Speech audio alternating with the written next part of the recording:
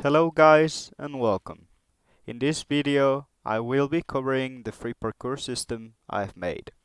We will talk about the requirements and limitations it has, the features it provides, and the settings for them. Before we start, I wanted to tell you that a link for the GitHub repository of this project is in the description. You can also find a Google Drive link in which you can download a zip file with the project.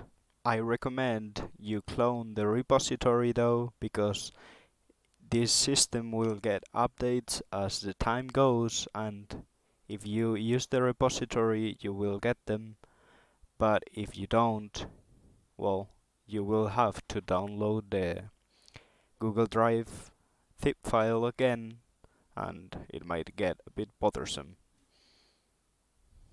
First, let's talk about the requirements.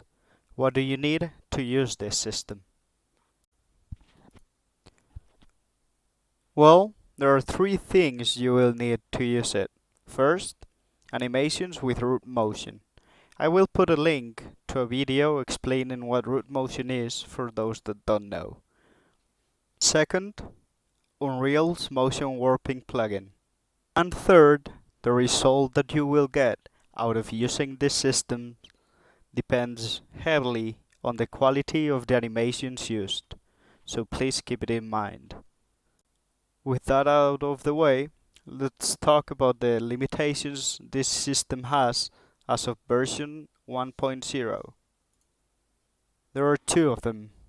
One is that it does not support complex shapes.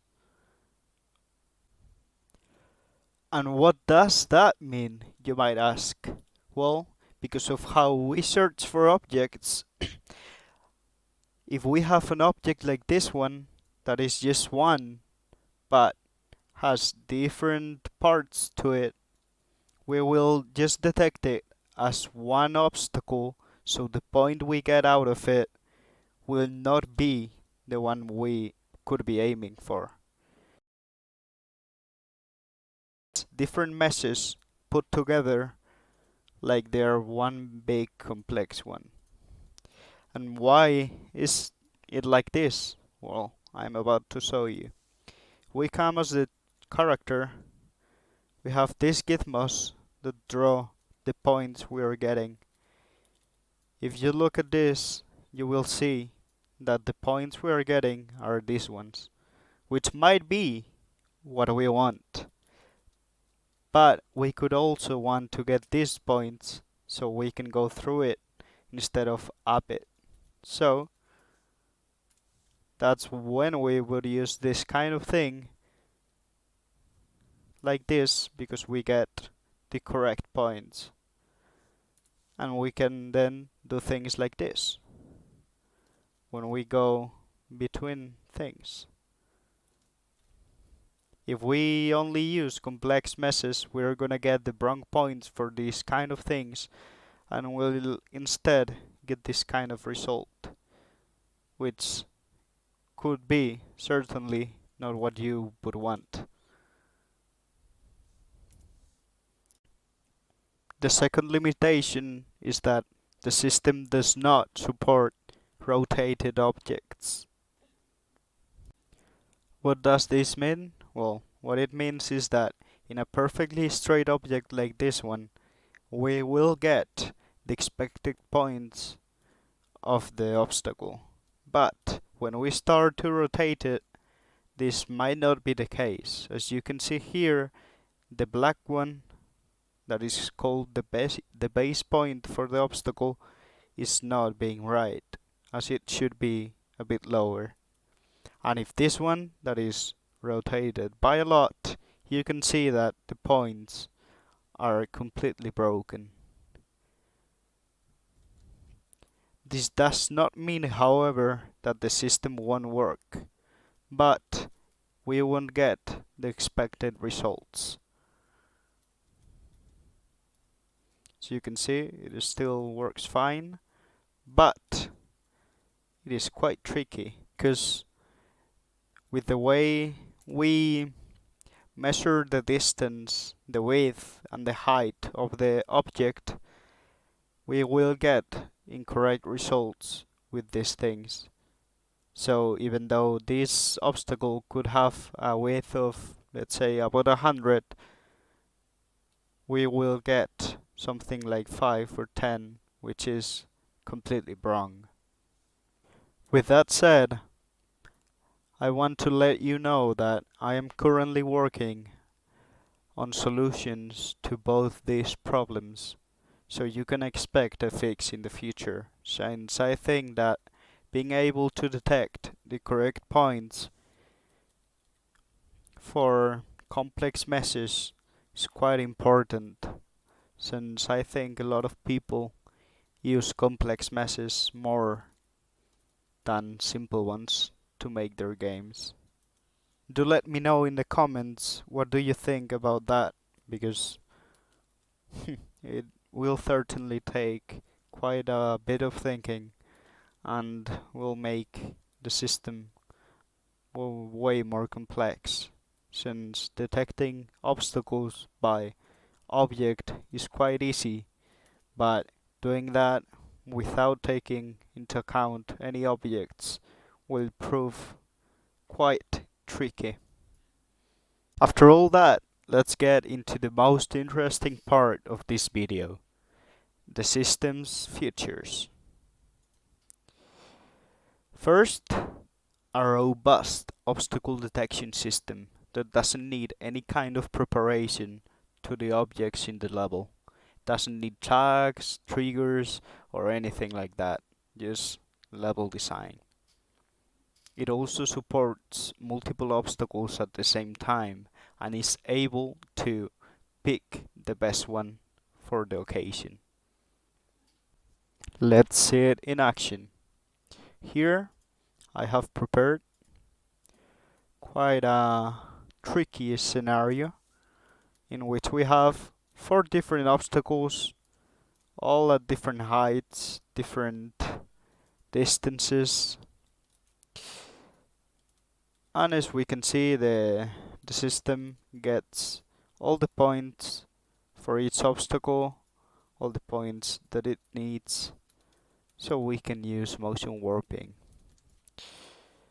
Thing is, doesn't only do that, it also knows which obstacle, which animation it should do. So it doesn't matter if we have 1 or 10. If there's one that you can go through, it will find it.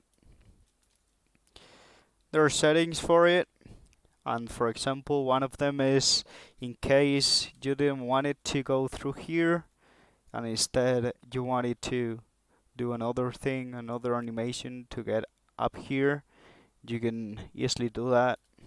It's just a click and it would just work.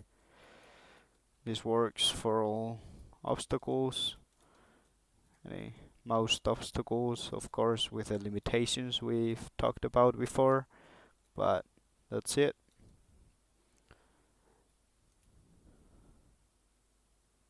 We can see here all the cool stuff we can do.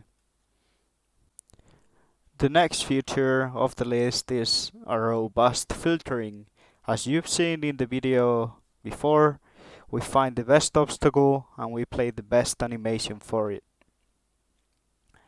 We will get into the settings for this more at the end of this section, so just wait for it. The system also offers complete, I can't say this word, I've tried 100 times and I just can't, so just read it. What does this mean? It means you decide which animation plays for which obstacle, and you can customize this a lot. What do I mean by that? Well, you have a lot of settings you can use to determine which animation plays when and for what. You can even filter by priority. Don't get intimidated by all these settings, since I will be explaining each of them when we finish this section. Also, collisions are on. Contrary to other systems like this one, the collisions are kept, meaning we do not deactivate the collision on the capsule at any moment. Instead, we dynamically adjust the capsule to fit the animation based on the settings you put. Let me show it to you. As you can see, here we have our thing. We are gonna slow time, and now we press this. You see how the capsule has changed, and that's how we are able to fit through that obstacle. Now let me show it to you again. Here we can do it like this, and as you see, the capsule changes. I haven't adjusted too much the the capsule to the animation, so that's why it gets so little. You could maybe have it a bit different, like a bit bigger for this animation, but that's the point. You can just make it as big or as little as you want, and it will still work.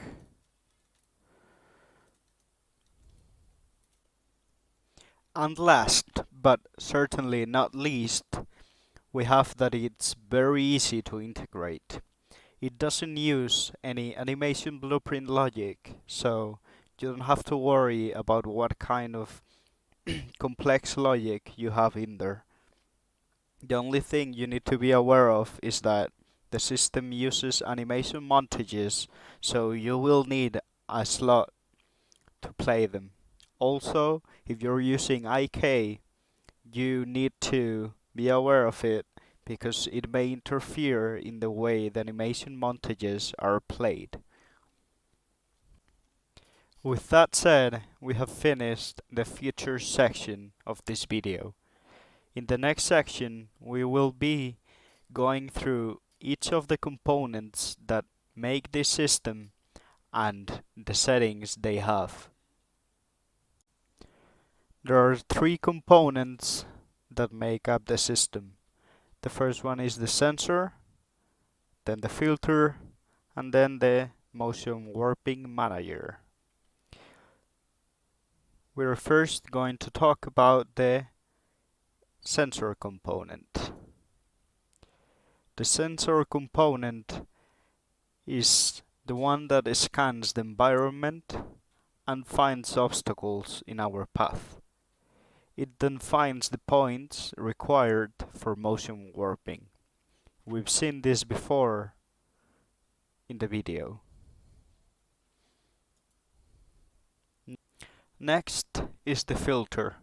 This one is the component that filters through the obstacles we found and picks one based on the settings it has.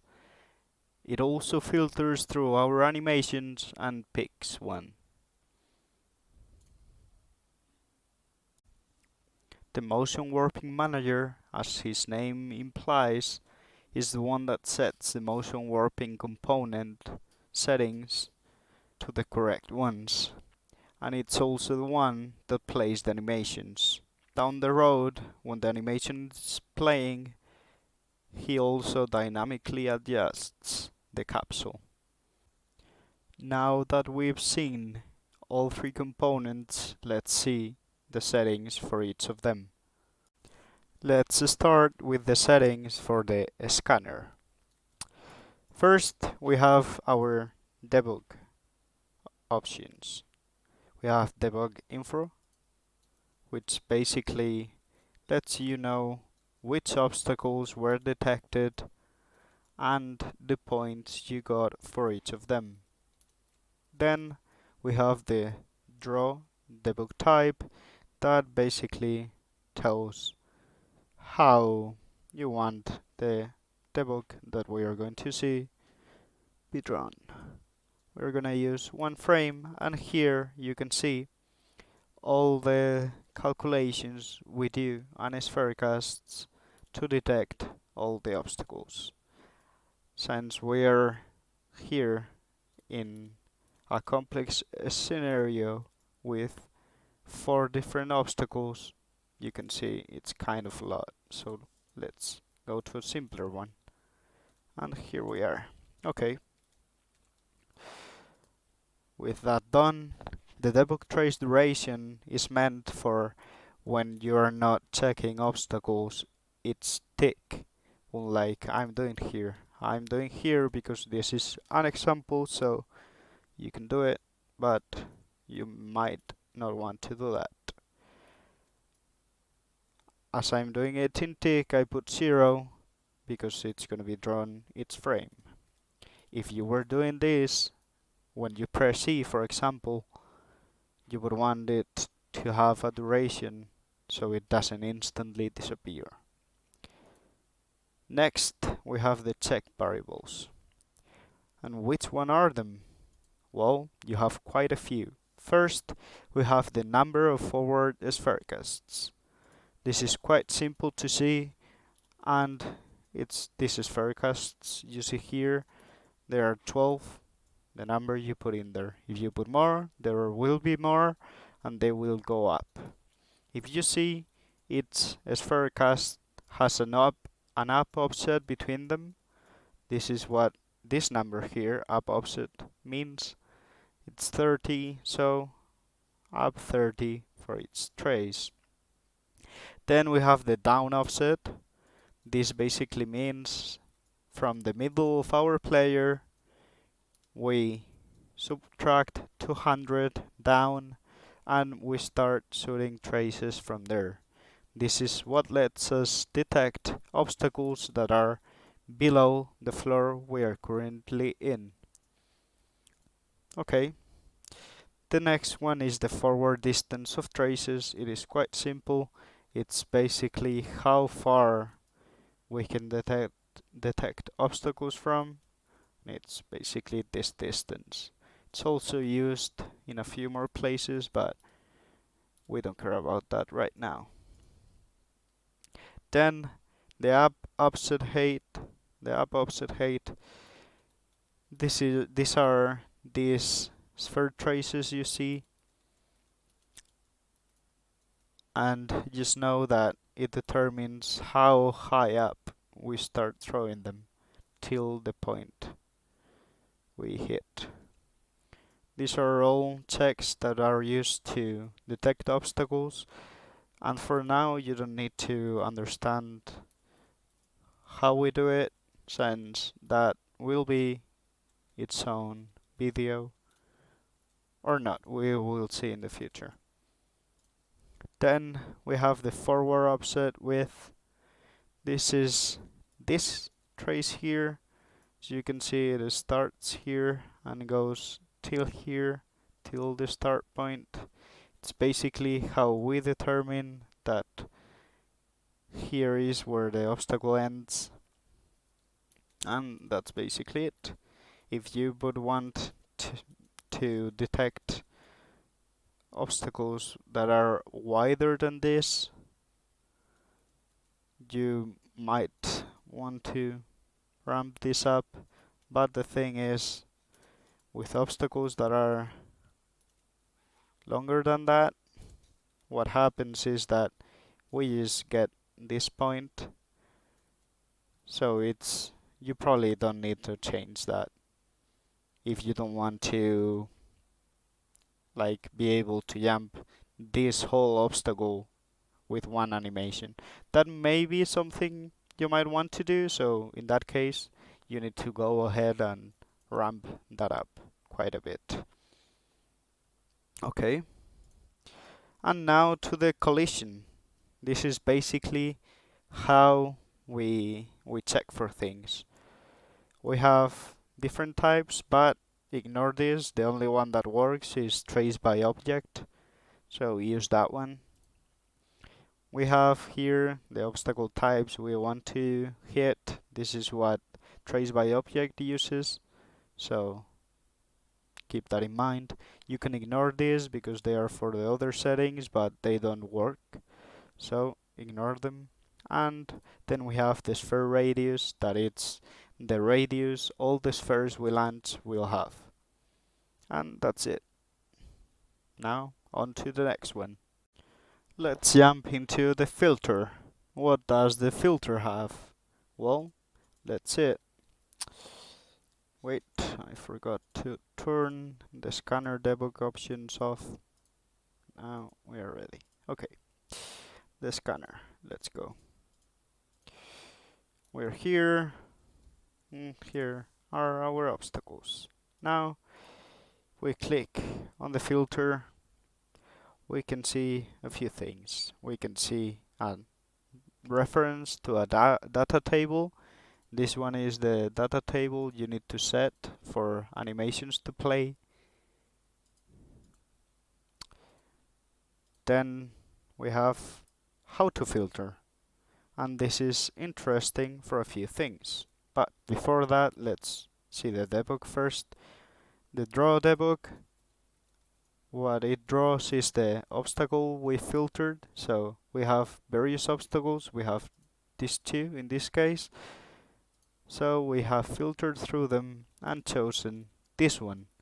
And why? Because in its settings we prioritize in betweens. This is false. We will still get this one. And why is that? It's because we have prioritized top to false. If we put it to true, we see that now we do indeed choose the top. So that's settings you want to care about. One important thing is that if you have prioritized top and in betweens, even if we should prioritize this one, if there's enough space in the obstacle below it to go through, in between it, it will choose that one instead. And the distance that judges if this is true is this min this for in-betweens. If we ramp this up, you see, now we do not. If I put this at 80, it works, but at 90, 100, okay, there you go. If we put 200, it doesn't, it goes back to this one. So that's something to take note of. Now, what does this between obstacles mean? Now we can see our current obstacle is this one. And that's because the this between the obstacles is 245, which means that even though we are detecting this obstacle, because the distance between this and this is less than 45, this obstacle is ignored and we pick this one. If I put this less, you can see that now we detect this one because it's closer. So that's what this setting is. What does this one do? Well, we're about to see it. Let me quickly it I lost it. Let's see if I'm fast enough. Okay. So you see this thing here. This is the down offset we do.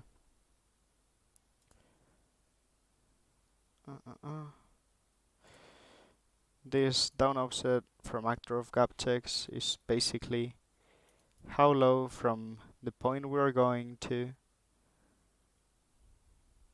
we launch the sphere to see if there's a gap in the floor or not. Then when we hit something, we measure the distance, and if it's the distance we need to perform the animation, we do it.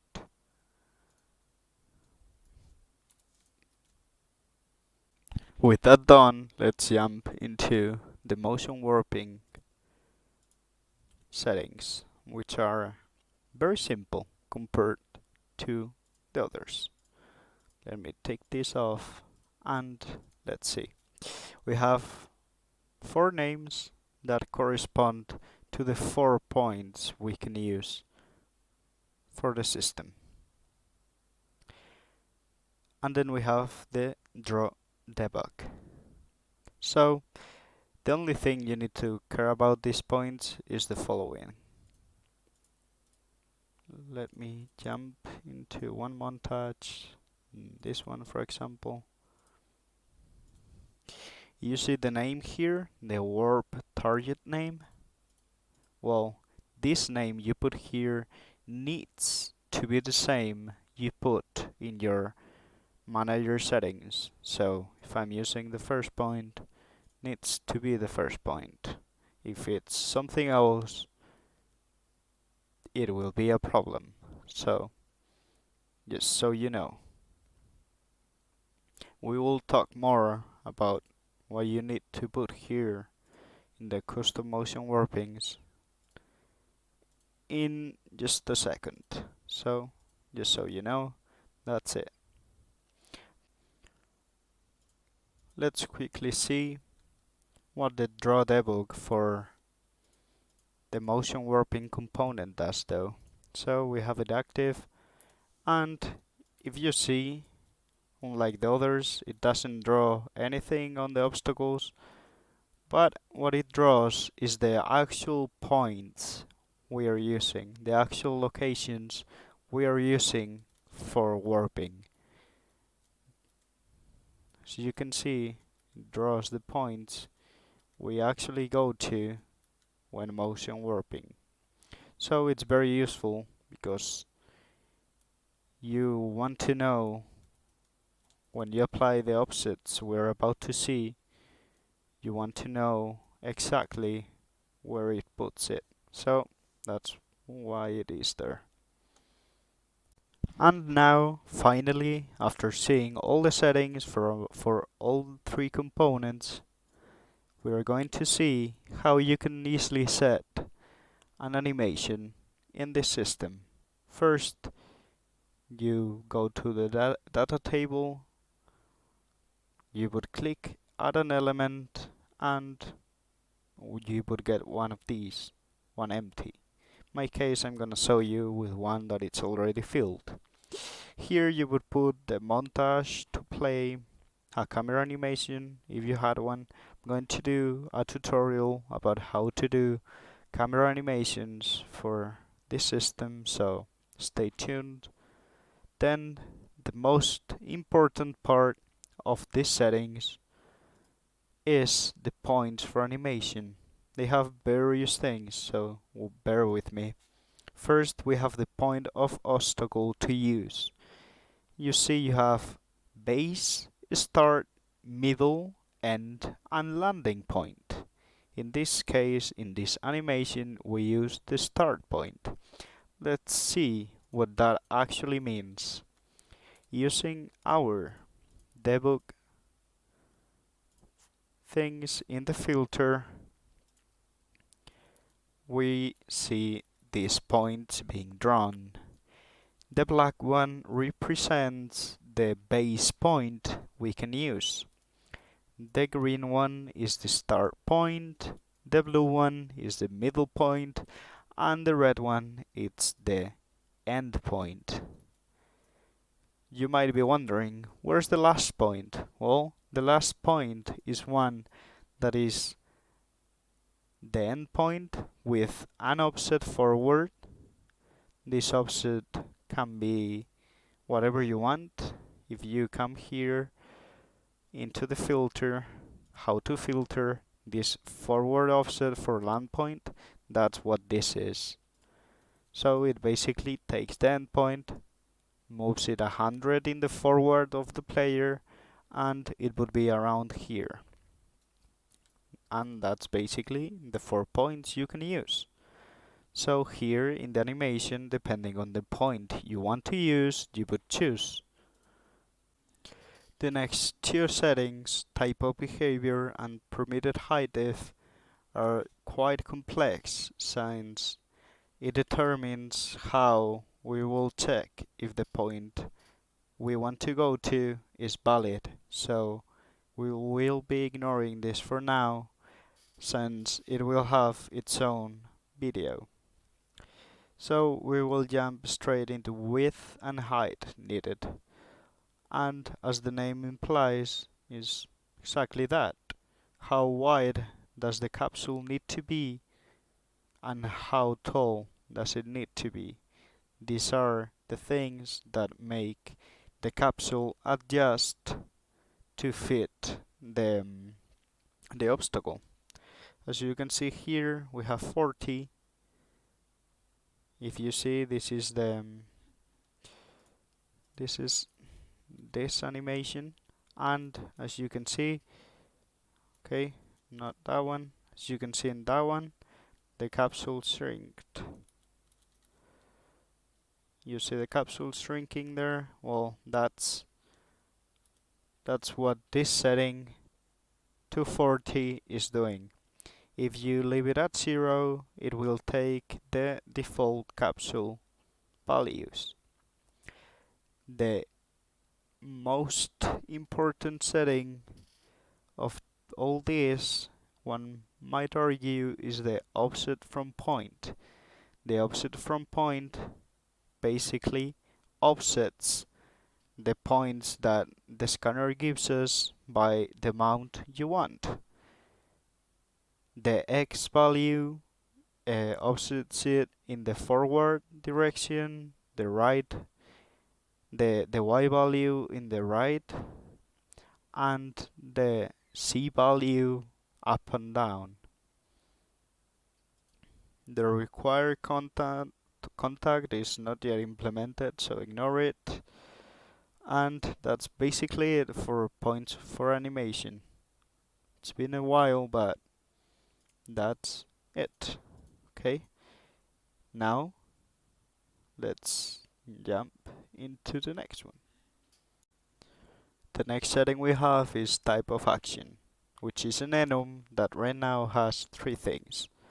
And what is it used for? Well, it's used for one thing right now, and that's when we start motion warping in here, we set our current type of action, and then based on that, we decide which movement mode we want to go to. Right now, doesn't matter what action you're doing, you're going to the flying state, because that's the state needed for the motion warping root motion movement to work. But if you've implemented a custom character movement mode, this is where you would go to that state if you wanted. Also, it can be used for when you end the animation, you could decide, instead of doing this, just like this, you could do a switch like the one we see here. You can do a switch and go to the appropriate state. So for example, if you had a climb animation, after when you finish, instead of going to walking or falling, you might want to go to your movement state of climbing. This is just an example, and it has been made so you can control the type of action you're doing and react to it when you finish doing it. Now, the requires gap in floor, it's just what it says. Do you need a gap in the floor? The gap needed in floor is the distance you need in the floor. And last side matters and is left are basically what are used to make this thing possible. If we go to those animations that are on auto, as you can see, this is the short left jump. we tell it that left side matters and is left, and in the right one we tell it that them side matters but it's right.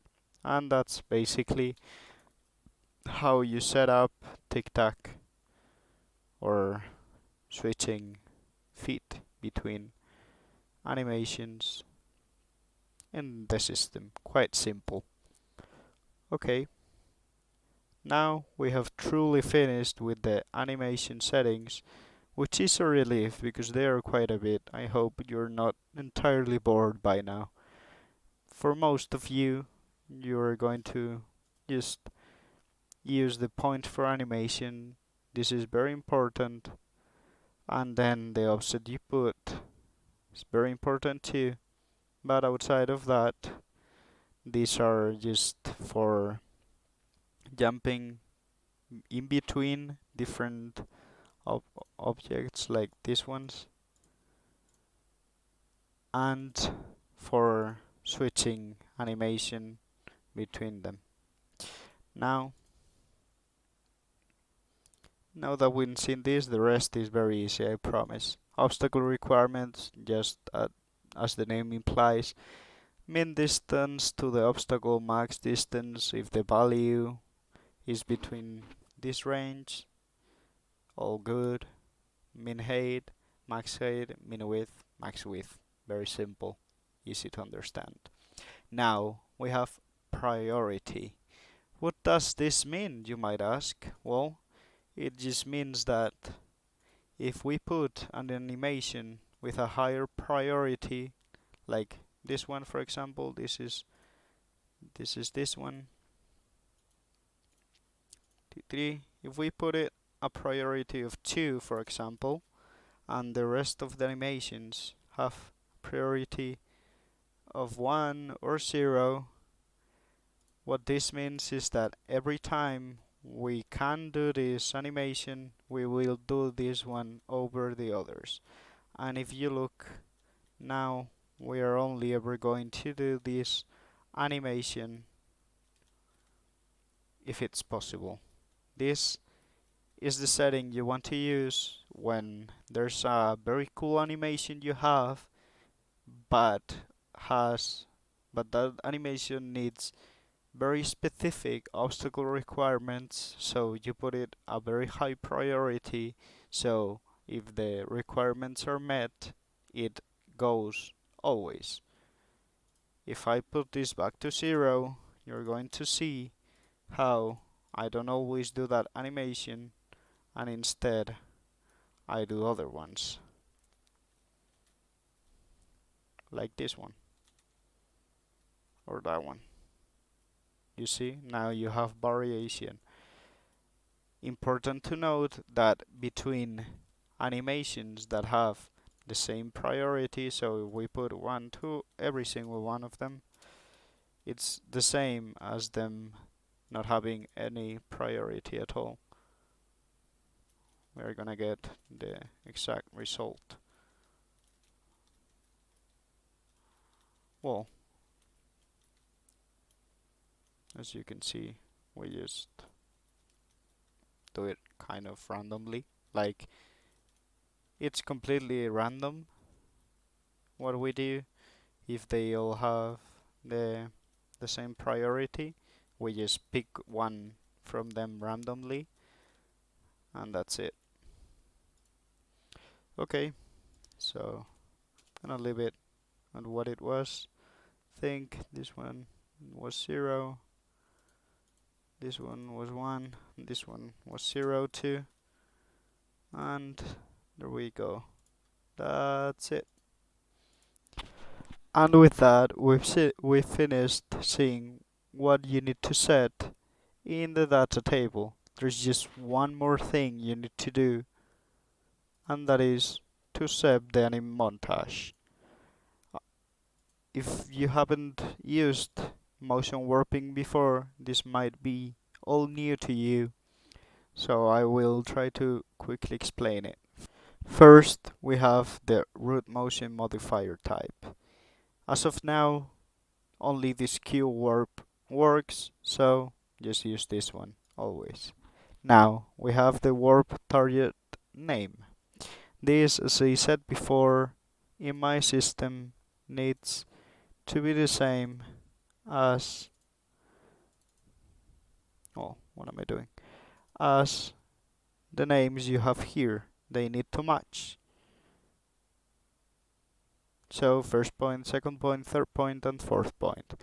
My system only supports 4 points at any given montage, so you can only have 4 and it notifies of this. Just to let you know, I think 4 are more than enough for any kind of animation you might have, so I think you should be good. Now, with that said, this is just put it first. I would recommend you follow the ones I've put, but you could change this to whatever you want, but make sure that then you put it correctly in these ones. Now, you can ignore this. This is important. What this means is if the motion warping will affect the actual movement of the animations. If this is set to none, if this is set to false, it won't move it, so it would be worthless. Okay, now with that said, let's jump. So basically you just want to leave this on always. Now, ignore z-axis is just what it means. It means if you want to just move it forward or sideways and not upwards or downwards. So you might want that for some animations, but I prefer leaving it to not ignore, so it actually affects the up or down. Now the mode is just how you want it to be done, linear. It's just linear interpolations, and these are just different settings. You can adjust this at your own convenience to see which one fits best. Now the warp rotation just adjusts the rotation to the rotation you put. You can leave it at false or true, it doesn't matter. If you put it at false, it will not rotate. If you put it at true, it will rotate. But in my system, the rotation we pass to this is the actor rotation, so nothing will happen. With that said, I think we're all good to go. Basically, just put first point here. If you use another one, second. If you use another one, you would put third. And if you put another one, you would put fourth. And that's it. Now, the ending, you just need to put where you want the motion warping to end and the animation to blend out. That's where you put the animation. Wait. This is an anim notify motion warping end. Just put it there, and when it reaches there, it will start blending out of the montage. And that's it. We've finally seen everything there is to use this system in all its glory, with all its settings. I could have just quickly glozed over most things, but I prefer not to, and even though I think it's gonna be quite a long video, I think it's definitely worth it. Now, let's talk about the future.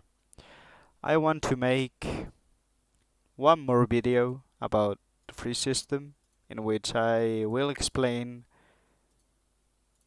these settings here, the ones that we glozed over before, this up and down check and permitted high diff. I will make a video explaining those, and also in that same video I will be explaining everything there is to know about the implementation of this system into the default third person template This is the project you're going to be getting in the description of this video. So I want to make a video explaining everything that there is. It's not that much. It's just we have here parkour stuff. Everything is commented. I've tried to make it as easy, as readable as possible, with comments everywhere, so you can easily understand what is being done and why. So that's what you have. It's basically this. I will just explain it better. Now you're ready to go to the description, download the zip or clone the repository and just have it and use it as you see fit. For any questions, as I've already said, I believe, you can go to the description. There's a link to my Discord server. You can just hop in there and ask me every question you have, and I will try to answer. I do recommend that you check out the video about how this channel is going to operate to understand what is going to happen with this channel and why it might interest you if you like free systems, or if you like being able to get my direct help into integrating this into your project, since I will be making more systems that might not be as easy to integrate as this one. With that said, before we end, if you've seen the welcome video to this channel, you will know that I plan to do this every video, so please check it out. Now, the two game developers I want to give a shout out to in this video are Thahid, the developer of Enenra, a very interesting game and an incredible project. Here's some footage.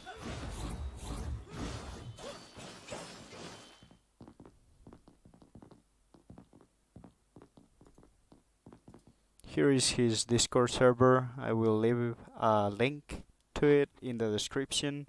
He's an incredible guy, and I wish I could make some of the things he does, because I truly think his game is special.